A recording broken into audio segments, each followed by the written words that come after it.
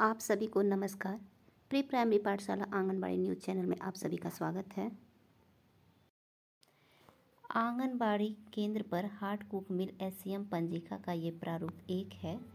इस रजिस्टर में पिछला अवशेष, कुल मात्रा और बच्चों पे कितना खर्च हुआ है, उसके बाद कितना अवशेष बचा है, इसको इस पंजिका में भरना है। तो आइए हम इसको विस्तार से जानते हैं। तो यहाँ पर हम सबसे पहले वर्ष भरेंगे 2023। मेरे यहाँ 2023 दिसंबर से बनना खाना शुरू हुआ है, तो हम इसको यहाँ पे भर दिए हैं। आंगनबाड़ी केंद्र का नाम भरेंगे, विकासखंड परियोजना का नाम भरेंगे, फिर ग्राम पंचायत का नाम भरेंगे, फिर जनपद का नाम भरेंगे। उसके बाद यहाँ नीचे देखिए विगत माह का अवशेष यहाँ पे भरा जाएगा। तो इस योजना को बंद हुए काफ़ी दिन हो गए हैं, मतलब कि काफ़ी साल हो गए हैं, तो यहाँ पे अवशेष का कोई सवाल ही नहीं होता है। तो यहाँ पे हम डैश कर देंगे। अगर रहता तो हम यहाँ पर लिखते हैं, लेकिन कोई अवशेष नहीं है। ऐसी स्थिति में यहाँ पर डैश कर दिया जाएगा। फिर यहाँ पर देखिए माह में कोटेदार से प्राप्त मात्रा।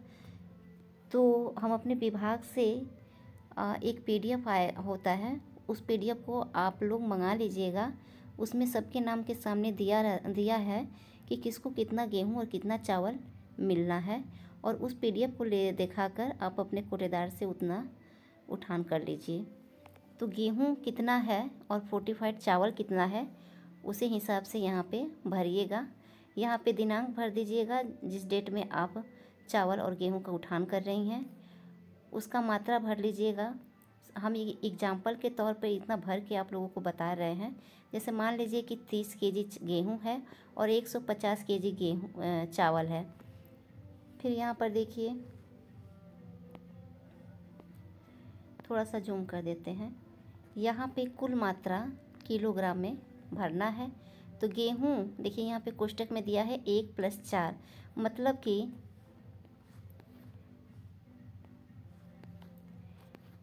1 में मेरे पास जितना पिछला अवशेष होता और 4 में जो मिला है, इन दोनों को जोड़ के हम यहाँ पर लिखते हैं। लेकिन पिछला अवशेष कुछ नहीं है, तो हम ये बस जितना मिला है उतना ही यहाँ पर भर देंगे। तो हमको 30 किलो मिला था, 30 किलो भर दिए हैं। ये एग्जाम्पल हम आप लोग को बता रहे हैं। फिर चावल भी उसी हिसाब से 2 + 5 का, तो 2 में जितना अवशेष मेरे पास रहता और जितना मिला, इन दोनों को जोड़ के यहाँ पे लिखा जाता। लेकिन मेरे पास पिछला अवशेष कुछ नहीं है, तो जो मिला है हम उसको यहाँ पे भर देंगे। फिर देखिए माह में उपभोग की गई मात्रा किलोग्राम में। तो गेहूं कितना उपयोग आया है और उपयोग हुआ है, और चावल कितना उपयोग हुआ है, मतलब कि बच्चों द्वारा कितना भोजन पर खर्च बैठा है, उसी को हम यहाँ पे गुणा करने के बाद से भरेंगे। तो सपोज कीजिए कि मेनू के हिसाब से गेहूं का खर्चा जो है रोटी का, वो सोमवार और बृहस्पतिवार को है।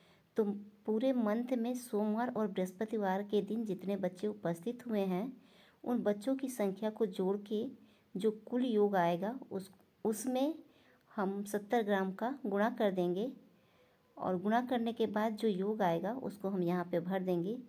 मान लीजिए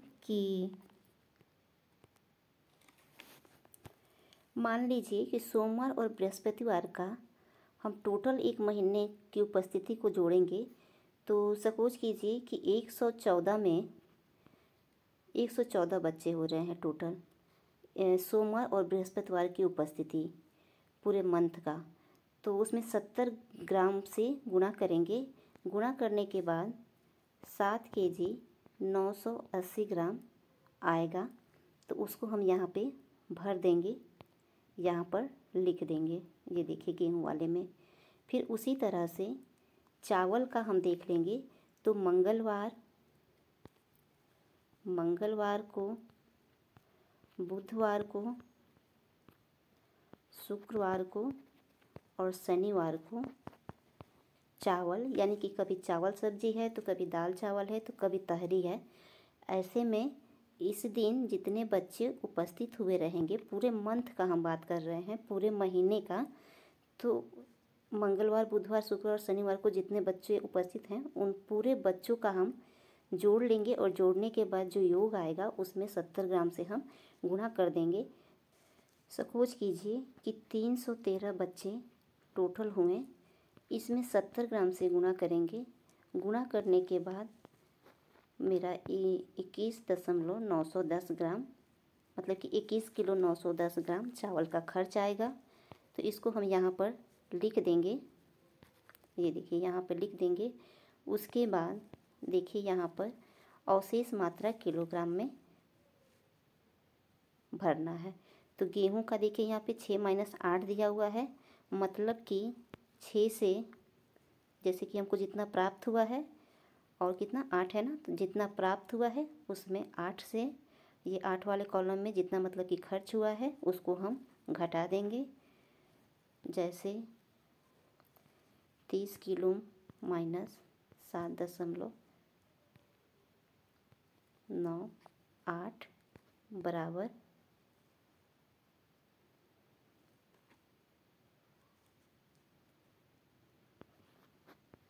22.20 ग्राम आएगा।